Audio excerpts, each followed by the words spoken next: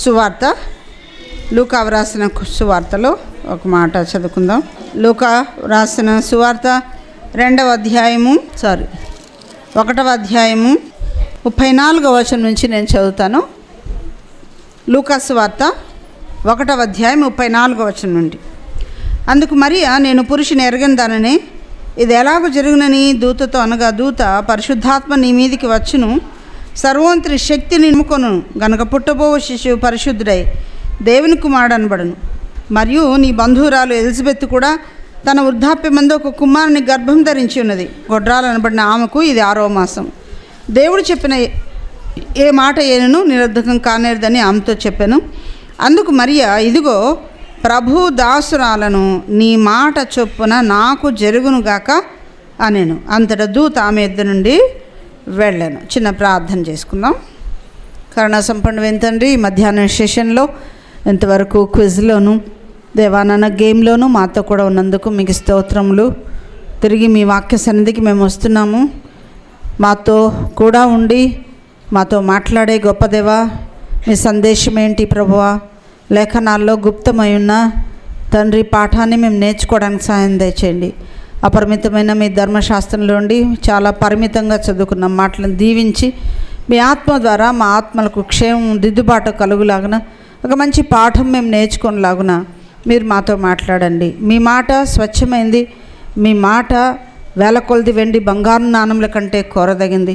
సర్వసంపదలు దొరికినట్లుగా మీ వాక్యం మాకు దొరికి ఉంది తండ్రి. ఇది మాకు వరముగా దయచేయబడి ఉంది. పూర్వం నుండి ఆయా ప్రవక్తలతో మాట్లాడిన దేవుడు, ఈ దినముల అంతమంది మీ కుమారునితో మాట్లాడిన దేవుడు, ఇప్పుడు వాక్యము ద్వారా మాతో మాట్లాడుచున్నందుకు వందనాలు చెల్లిస్తూ నిష్ప్రయోజకురాల్ని మీ దయగల చేతులకు అప్పగించుకొనిచుండగా చేరువచ్చిన ప్రజలమైన మమ్మల్ని వాక్యాహారంతో తృప్తి పొందింపచేయమని యేసు ప్రభు దివ్య నామమున వేడుకొని ప్రార్థిస్తున్నాం తండ్రి, ఆమెన్.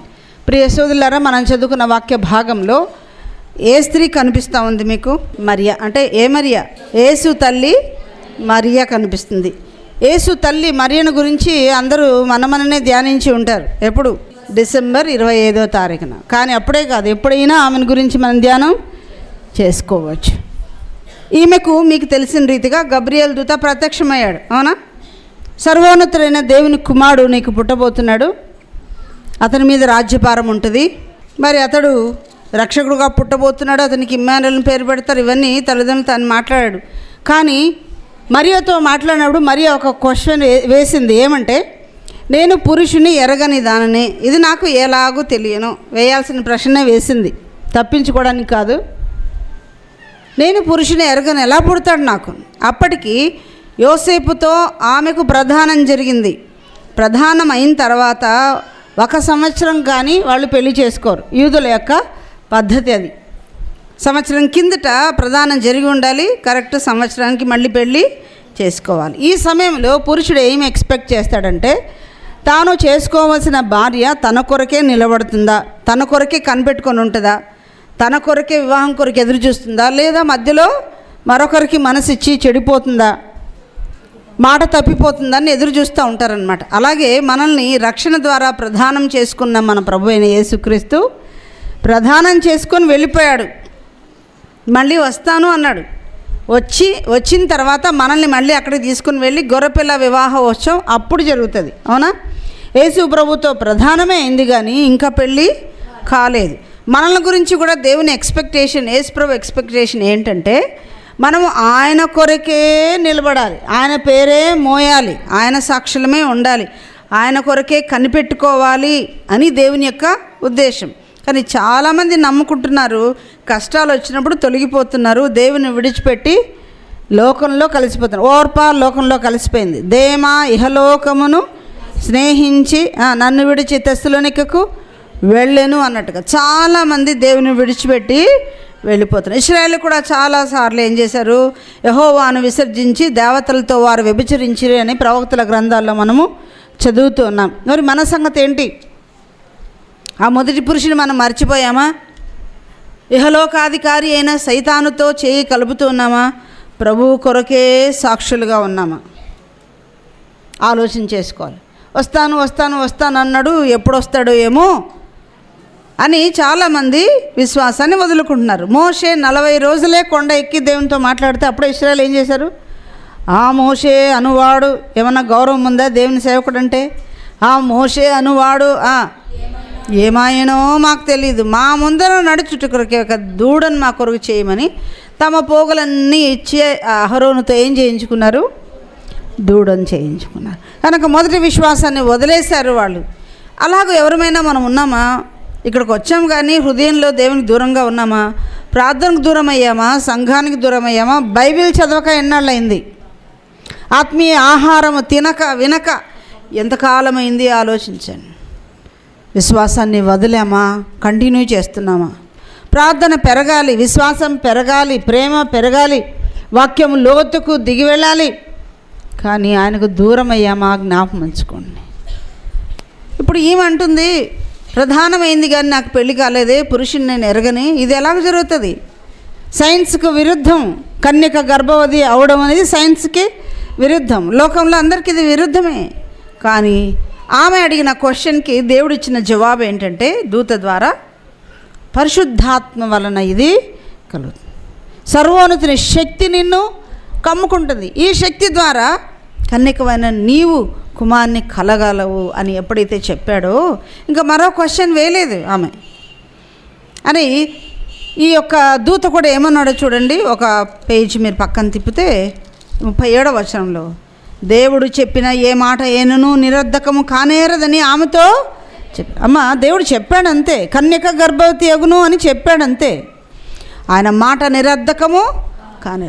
దేవుని మాటల్లో అర్థం కానిది ఏం లేదు. అర్ధసహితం, అన్నీ అర్ధసహితమైనవే కానీ అర్ధరహితం కాదు. ఆదికాండం 1వ అధ్యాయం 1వ వచనం నుంచి ప్రకటన గ్రంథం చివరి అధ్యాయం చివరి వచనం వరకు దేవుడు చెప్పిన మాటలన్నీ కూడా అర్థం కలిగినవే, అవి యథార్థమైనవే. జరుగుతాయంటే జరుగుతాయి అంతే. సున్నా అయినా పొల్లైనా అరసున్నా అయినా తొలగిపోదు. భూమి ఆకాశమన్న గతిస్తుంది కానీ ఆయన మాటలు ఏవి గతించిపోవు. కనుక ఆయన మాటలకు అర్థం ఉంది.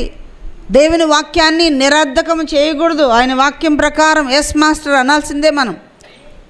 ఇది నాకెట్లా తెలుస్తుంది, అది నాకెట్లా తెలుస్తుంది అన్నప్పుడు దేవుడు వెంటనే ఒక జవాబు ఇచ్చాడు. పరిశుద్ధాత్మ ద్వారానే జరుగుతుంది. యెహోవాకు అసాధ్యమైనది ఏదైనా కలదా. సృష్టికి విరుద్ధమైన సంగతులు కూడా దేవుడు చేయగలడు. అలాగూ 100 ఏండ్ల అబ్రహాముకు సంతానం ఇచ్చినవాడు కూడా. అక్కడన్నా భార్య భర్తలు అనేవాళ్ళు ఉన్నారు, ఇక్కడ భర్తే లేడు, ఒట్టి ప్రదానం చేయబడిన కన్యక ఉంది. కానీ దేవుడు అన్నాడు, సర్వోన్నతుని శక్తి కమ్ముకుంటే నీకు గర్భం వస్తుంది అన్నాడు. వెంటనే అలాగే జరిగింది. సరే, అప్పుడు దేవుని చిత్తానికి దేవుని ఆజ్ఞకు ఎలా విధేయత చూపించిందో చూడండి. ఆమె వెంటనే ఏమనింది? ఇంకా 1, 2, 3 క్వశ్చన్స్ అలా వేసుకుంటూ ప్రొలాంగ్ చేసిందా? లేదు. వెంటనే ఏమనింది ఈమె? 38వ వచనంలో, అందుకు మరియా, ఇదిగో ప్రభువు దాసురాలను, నీ మాట చొప్పున నాకు జరుగునుగాక. ఏమనిందంట? నీ దాసురాలను. దాసురాలు అంటే చెప్పిందల్లా వినాలి కదా, క్వశ్చన్స్ వేసి కాలయాపన చేయడం కాదు. ఇదిగో నీ దాసురాలను, నీ మాట చొప్పున నాకు జరుగును. సులభంగా ఒప్పుకుందండి. ఇది ఆమె ఒబీడియన్స్, ఆమె విధేయత, దేవుని మాటకు ఆమె చూపిన విధేయత. ఆలోచించండి, దేవుడు నీకు కూడా ఏదో ఒక ఆజ్ఞ ఇస్తున్నాడు. ఆ ఆజ్ఞను వెంటనే నువ్వు శిరస వహిస్తావా? ఇదిగో ప్రభువా నీ దాసురాలను. దాసి ఏం చేస్తుంది? ఎప్పుడు దాసి కన్నులు యజమానురాలు తట్టు చూస్తూ ఉంటాయి, ఆమెనే కనిపెట్టుకుని ఉంటాయి. అట్లాగే ఈ దాసి తన యజమానుడైన దేవుని వైపే చూస్తూ ఏమనుంది? నీ దాసురాలను, నీ మాట చొప్పున నాకు జరుగునుగాక. ఈ మాట మనం చెప్పగలమా? మరియ స్థానంలో నీకు ఒక పని బతాయించాడు యేసు ప్రభు, ఇది చేస్తావమ్మా నా కొరకు. ఈమెనేమన్నాడు? నా కుమారుని నువ్వు గర్భం ధరించాలి అన్నాడు. లోకరక్షకునిగా లోకానికి ఆయన్ని అందించాలి. నీవే మీడియా, నీ ద్వారానే నేను నా కుమారుని లోకానికి పంపించగలుగుతున్నాను. జగద్రక్షకుని నీ గర్భంలోకి పంపిస్తున్నాను, మోయగలవా ఆయన్ని? ఇష్టమా అంటే ఈమెం చెప్పింది? నీ మాట చొప్పున నాకు జరుగు, నీ మాట చొప్పున నేను వింటాను. ఎంత సులభంగా ఒబీడియన్స్ చూపించిందో అండి. అన్ని కష్టాలు వచ్చాయి ఈమెకి. ఒప్పుకున్నంత సులభం కాదు. కన్యక గర్భవతి అయితే లోకులు ఏమంట కాకులు అయిపోయారు. తమ మాటలతో, తమ ముక్కు మాటలతో పొడిచి పెట్టారు ఆ అమ్మాయిని. ఏమని? ఈమెకంట దేవుడు కనపడ్డాడంట. ఈమె ఒక్కటే దిగొచ్చిందబ్బా భక్తురాలు. ఎవరైనా నమ్ముతామా? పురుషుడు లేకుండా ఎవరికన్నారు పిల్లల్ని అని చాలామంది ఒక్కొక్కరు ఒక్కొక్క మాట. ఎవరితో పోయిందో, వాడితో పోయింది, వీడితో పోయింది, ఎన్నని వింటారో మీరు చూడండి, ఊహించలేము. ఆమె ముందర అనేవాళ్ళు, ఆమె వెనకాల అనేవాళ్ళు, ఆమె ప్రక్కన అనేవాళ్ళు. బావికి పోయినా, ఎక్కడికి వెళ్ళినా, మందిరానికి వెళ్ళినా, బంధువుల దగ్గరికి వెళ్ళినా, ఒక పెళ్ళికి వెళ్ళినా ఈ అమ్మాయిని ముక్కుతో కాకులు పొడిచినట్టు పొడుస్తూ ఉన్నారు. ఎన్ని నీలాప నిందలు అనుభవించిందో అమ్మాయి, ఎంత మనసు బాధపడిందో. ప్రభువా, నేను నీ కొరకు సింపుల్గా ఎంత సూక్ష్మంలో లోబడి నీ మాట ప్రకారం నాకు జరుగునుగాక నేను ఒప్పుకొని నీ కుమారుని నేను గర్భం ధరించి ఉండగా నన్ను అందరూ శంకిస్తున్నారు, నా శీలాన్ని అందరూ అనుమానపడుతున్నారు. ప్రభువా, నీ కొరకు కదా నేను ఒప్పుకున్నది, నేనేమైనా దోషం చేశానా అని ఎన్నిసార్లు దేవునికి చెప్పుకుందో మనకు తెలియదు. ప్రియ దేవుని బిడ్డలారా, దేవుని యొక్క ఆజ్ఞలు కొన్నిసార్లు ఇలాగే అనిపిస్తుంది. ఎవరు సమ్మతించరు, ఎవరు ఒప్పుకోరు, ఎవరు మనల్ని ప్రేమించరు, అందరూ కామెంట్ చేస్తారు, అందరూ ఒకటైపోతారు, మనల్ని ఒకటే చేస్తారు. అయినా కూడా నేను నీ దాసురాలను, నీ మాట చొప్పున నాకు జరుగుగాక. తండ్రి మాట ఏంటి? నా కుమారుని నువ్వు భరించాలి, 9 నెలల తర్వాత లోకానికి అందించాలి. ఈనాడు నీకు నాకు ప్రభువు చెప్తున్న మొట్టమొదటి ఆజ్ఞ ఏంటంటే, నా కుమారుణ్ణి నీ హృదయ గర్భంలో ధరిస్తావా? యేసు కోరుకున్న స్థలం ఏంటి చెప్పండి? దేవునికి ఏం కావాలంట? కుమారుడా, నీ హృదయము నాకు ఇమ్ము. ఇచ్చారా? ఎంతమంది ఇచ్చారు ప్రభువుకి హృదయంలో స్థలం? ఆమె తన కడుపులో స్థలం ఇచ్చింది, గర్భంలో. నిన్ను ఎక్కడిమ్మంటున్నాడు? హృదయ గర్భంలో. ఇంకా ఎవరైనా యేసు ప్రభువుని నమ్మలేదా? నామకార్థ క్రైస్తవులుగానే ఉన్నామా? నిజ క్రైస్తవులు ఎవరు? క్రీస్తును హృదయంలో చేర్చుకున్నవారే క్రైస్తవులు. ఎవరిలో నా ఆత్మ లేదో వాడు నా వాడు కానే కాడు అన్నాడు దేవుడు. అమ్మా, నువ్వు ప్రభువుని నమ్మింది వాస్తవమైతే నీలో ఎవరుండాలి? ఉన్నాడా యేసు ప్రభు? ఆయన ఆత్మ నీలో ఉందా? ఎవడు నా ఆత్మ లేనివాడో వాడు నావాడు, క్రీస్తు ఆత్మ లేనివాడు నావాడు కాడు. జీవగ్రంథంలో పేరుందా? యేసు రక్తంలో కడిగించుకున్నావా? యేసు రక్తపు గురుతు హృదయం మీద ఉందా? ఐగుప్తు విషయంలో దేవుడు చెప్పాడు కదా, ఎవరైతే ఆ గొర్రెపిల్ల రక్తాన్ని పూసుకుంటారో వాళ్ళని నేను దాటిపోతాను అన్నాడు. When I see the blood I will pass over you. రక్తం ఎవరైతే పూసుకోరో వాళ్ళ ఇంటిలో తొలి కుమారులందరూ చచ్చిపోయారు. ఫరో మొదలుకొని కూలివాని వరకు, చిన్న మొదలుకొని పెద్దవారి వరకు అందరిలో పెద్ద ఘోష ఏంటంటే జ్యేష్ఠ కుమారులు చచ్చిపోయారు. అమ్మా, ఆనాడు గొర్రెపిల్ల రక్తంలో, పస్కా బలి పశువు రక్తంలో వారు విశ్వాసం ఉంచకుండా ఎవరైతే బలి చేయలేదో, రక్తం పూసుకోలేదో, వాళ్ళ ఇళ్ళలో తొలి పిల్లలు మాత్రమే చనిపోయారు. రేపొద్దున యేసుప్రభు వస్తాడు, రక్షకుడుగా రాడు, రెండవసారి సంహరించువాడుగా ఖడ్గాన్ని నోట నుండి పెట్టుకొని వస్తాడు. అది 2 అంచులు కలిగిన ఖడ్గం. అప్పుడు ఆయన సంచరిస్తూ ఉండగా, ఆయన వచ్చినప్పుడు జ్యేష్ఠ కుమారులని కాదు, కనిష్ట కుమారులని కాదు, ఎవరి పేరైనో జీవ గ్రంథమందు వ్రాయబడినట్టు కనబడని ఎడల వాడు నశించు నిత్యాగ్నికుండములో పడద్రోయబడును. అక్కడ ఏమి ఉండును? ఇట్లా మంచి ఫ్యాన్ గాళ్ళు ఉంటాయా? టీవీలు ఉంటాయా? సీరియళ్ళు ఉంటాయా? అక్కడ ఏడుపును, పనులు కొరుకుటయు. మరి నీ హృదయంలో ప్రభు ఉన్నాడా? ప్రభు రక్తాన్ని ఆశ్రయించావా? యేసయ్యా, నేను పాపిని, నా హృదయం నీకు ఇవ్వమన్నావు, నా పాపంతో నేను చచ్చిపోతే నిత్య నరకమే. ఇంత సొఫిస్టికేటెడ్ లైఫ్కి, బాగా కంఫర్ట్స్కి అలవాటు పడ్డాం కదా, సుఖానికి అలవాటు పడిన ప్రాణాలు నరకంలో కాలగలమా? ఒక్క క్షణమైనా భరించగలమా? ఒక చుక్క నీళ్ళుండవు, ఒక పిడికెడు అన్నము దొరకదు. ఎవరు అటెండెన్స్ చూసుకునే వాళ్ళు ఉండరు. హాస్పిటల్ అయితే అమ్మ వస్తుంది, అత్త వస్తుంది, అక్క చెల్లి స్నేహితులు వస్తారు. అక్కడ నీ కర్మ నీవే అనుభవించాలి. ఆ బాధ వేదన ఎంతో గొప్పది. కాలలేక బాధపడుతూ ఉంటారు. అమ్మా, నీ హృదయం ఇచ్చావా? యేసయ్య సిలువలో కార్చిన రక్తాన్ని ఆశ్రయించావా? కష్టాలకు ఆశ్రయించావు, డబ్బులకు ఆశ్రయించావు, ఇబ్బందులు పోవడానికి ఆశ్రయించావు, కానీ రక్షణ కొరకు ఆశ్రయించలేదా? నీ భక్తి జీవితం నీకు ధైర్యం పుట్టిస్తుందా? అప్పుడు లేదు. యేసు ప్రభువు నమ్మకపోతే ఏమున్నా కూడా అవన్నీ కూడా పెద్ద సున్నానే. ఒకసారి ఆలోచించండి. మీరు ప్రభువు పిల్లలు అయ్యారా? ప్రభువుకి హృదయంలో చోటిచ్చారా? నువ్వు చెప్పగలవా మా మా మరియమ్మలాగా, ప్రభువా నీ దాసరాలను నీ మాట చొప్పున నేను నా హృదయంలో చేర్చుకుంటాను. ఈరోజు మరియా కడుపులో చేర్చుకుంది, నేను హృదయంలో చేర్చుకుంటాను. ఇన్ని రోజులు కాలయాపన చేశానయ్యా, వినలేదు. చూస్తానులే, మళ్ళీ చూద్దాం, ఈ వయసు కాదు, తర్వాత అన్న. ప్రభు ఏం చెప్తున్నాడు? ఇదే రక్షణ దినము, ఇదే మిక్కిలి అనుకూల సమయం. This is the right time అంటాం, రైట్ డే. ఈరోజు లేక రేపు లేదు, రేపుకు రూపే లేదు. నిన్న గతించిపోయింది, ఈరోజు మనకి ఇచ్చాడు. ఇదొక శుభదినము. ఇది మనం ప్రభువుని నమ్ముకోవాల్సిన వారంగా ఉన్నాం. సరే, ఇలాగ దేవుని వాక్యం నిన్ను సంధిస్తూ ఉండగా వెంటనే ఆమెలాగా నువ్వు చెప్తావా? ఇదిగో ప్రభు దాసురాలను, నీ మాట చొప్పున నాకు జరిగింది. ఏంటి ఆయన మాట విని కదా నమ్మినవాడు, బాప్తిసం పొందినవాడు ఏం పొందుతాడంట?